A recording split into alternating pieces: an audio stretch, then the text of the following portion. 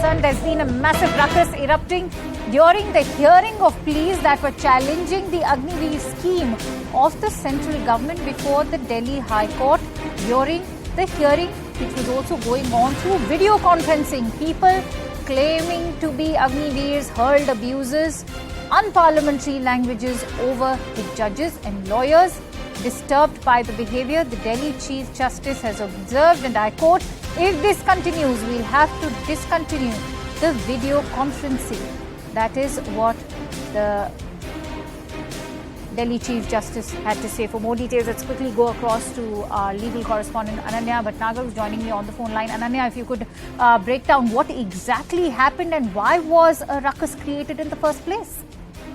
Well, definitely that this important hearing was going on before the Delhi High Court Chief Justice's bench, and these people claiming to be the Agniveers or the aspirants of the Agnipath scheme created a ruckus inside the hearing. In fact, hurled abuses at the Additional Solicitor General Aishwarya Bhati, who was appearing before this court, appearing for the central government. In fact, and they were constantly creating ruckus in the court proceedings through video conferencing.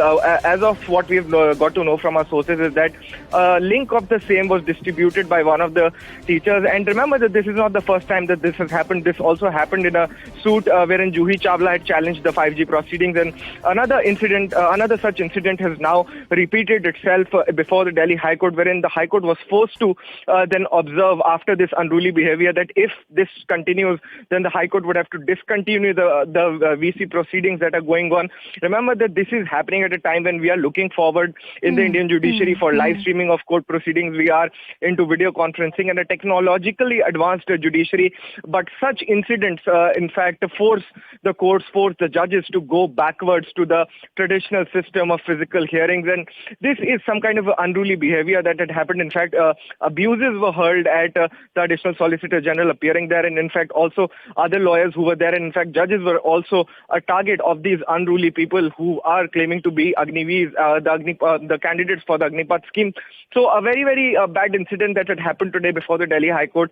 The High Court took a strong note of it, gave out an observation, right. And the matter has now been placed for the hearing on November the 18th. So we'll have to see if at all the VC proceedings in this matter would continue or not, because the observations the Delhi High Court into this particular matter have been very, very grave, and it's a very, very critical issue that has erupted at a time when we are moving towards a technologically advanced judiciary. It's interesting that you mentioned that, the timing of all of this, considering the judiciary is moving towards a more technologically advanced format. Having said that, Ananya, how does the judiciary and these court proceedings now ensure that such ruckuses do not take place and such unparliamentary language is not used during the court proceedings?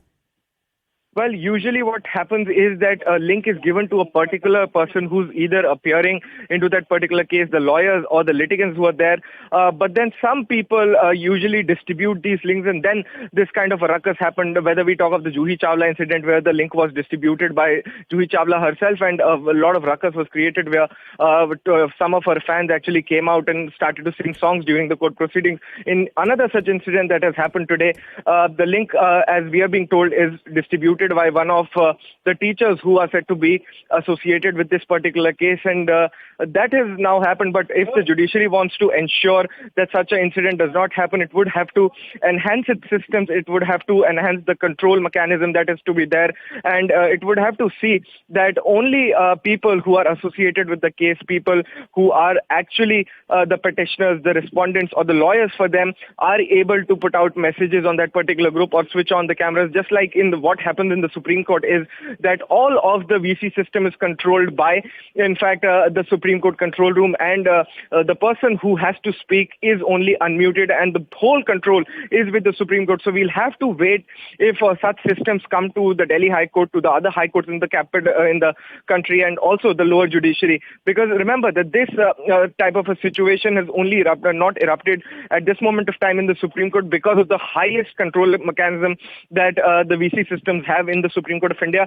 But then for the other parts of the judiciary, like the high courts and the lower courts, we are still to see a stringent mechanism to prevent such kind of incident, because at this moment of time, when we are talking of live streaming, when we have started live streaming of court proceedings, especially the constitution benches of the national importance matter, we only have a way to look forward and not to go back in time because of some unruly people, because of some unruly behavior.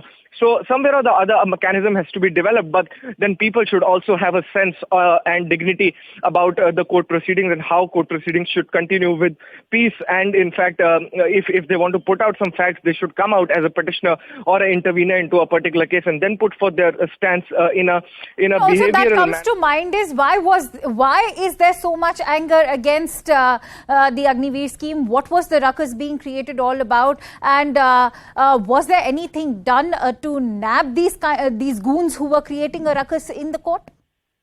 Well, as we speak at this point of time, we have no information if some kind of action is taken by the Delhi High Court in this regard or not. But definitely in the other cases that had happened earlier, the police is usually directed to look out for these IP addresses and then track these people around. So we might see that the Delhi High Court would give out some kind of a direction to the Delhi police to look into it. But at this moment of time, we haven't seen this happening and we have